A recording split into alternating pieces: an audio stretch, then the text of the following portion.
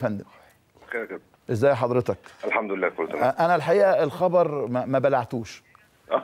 مش كده برضو؟ خبر غريب بصراحه يعني. غريب. انا مش عارف ايه مصدره، انا مش عارف يعني.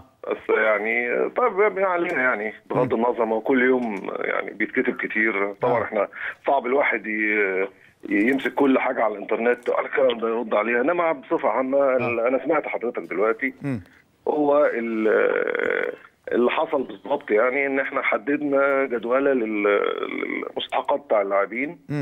كنا حطينا دفعه قبل بدايه الدوري في الاسبوع اللي يسبق بدايه الدوري، لان احنا مش عارفين برضو الدوري هيبتدي امتى ولا هيعمل ايه. فحددنا ميعاد قبل الدوري اللي هي الاولانيه اللي هي كانت نص 9. فلما حصل تاجيل اجلنا شويه الدفعه الاولانيه وهتتصرف قبل بدايه الدوري بحوالي 10 ايام. كويس. فالموضوع واضح ومتبلغ للعيبه وهم عارفين كده كويس. هل في لعيبه هم هياخدوا الاسبوع الجاي الاول يعني في لعيبه اجتمعت، لعيبه اعترضت، لعيبه؟ انا ما سمعتش الحقيقه. ما سمعتش؟ لا. هل مثلا وصلوا للكابتن طارق العشري؟ لا طبيعي، عارف حضرتك يعني مثلا ايه بيقابلوا المدير التنفيذي بتاع النادي، فلوسنا امتى؟ عبد الناصر يا كابتن فين فلوسنا؟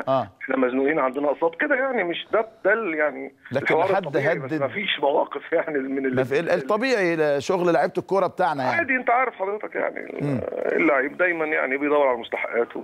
طيب طمنتني على ده. كاداره حضرتك عارف برضو ان احنا عمرنا ما يعني طيب.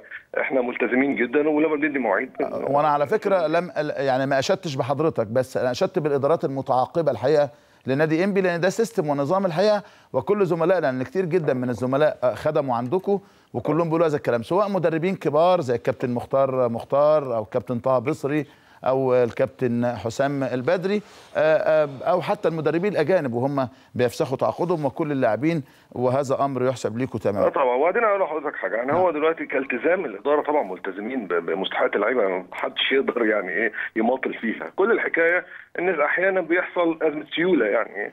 صحيح. في مبالغ معينه المفروض تخش في وقت معين ما بتخشش، بنضطر نستنى شويه لغايه لما تخش، فلازم برضو يحصل تفاهم. نعم. ان الدنيا في ازمه كلها، وكل الانديه في ازمه وكل النشاط في ازمه. فلازم برضو يحصل يعني السنين الطويله اللي هم كانوا بياخدوا اللعيبه بانتظام وممكن ياخدوا مثلا 75% في اول الموسم، حصلت في بعض مواسم. النهارده مفيش نادي يقدر يعمل كده، ولا نادي عنده سيوله يقدر يعمل كده. الاهلي عنده يعني قد كده للعيبه الحقيقه، واللعيبه مستحمله. كل بصراحه كل الانديه معذوره بصراحه في المشاكل اللي عندها. عندي سؤالين صراع جدا، واحد في الماضي وواحد في المستقبل. هل هتتخفض ميزانيتكم في المستقبل يا باشمهندس؟ طبعا. ايوه هتتخفض فعلا، لان طبعا ده حال البلد كلها، الحاله الاقتصاديه. احنا مرتبطين باحوال القطاع وحجم الشغل في الشركه والكلام ده، وطبعا نتيجه الاحوال الاقتصاديه اللي موجوده فحجم الاعمال متاثر زي بقيه قطاعات البلد كلها يعني. فده طبيعي جدا ان احنا برضه هنتاثر. طيب سؤالي في الماضي، اذا حضرتك حبيت تجاوب اهلا وسهلا، ما حبيتش لك مطلق الحريه، ده اختياري. هل انسحب النادي الاهلي من مباراه السوبر وحضرتك رفضت قلت انا ذاهب الى الراي، لكن راينا اعفيني من التعليق.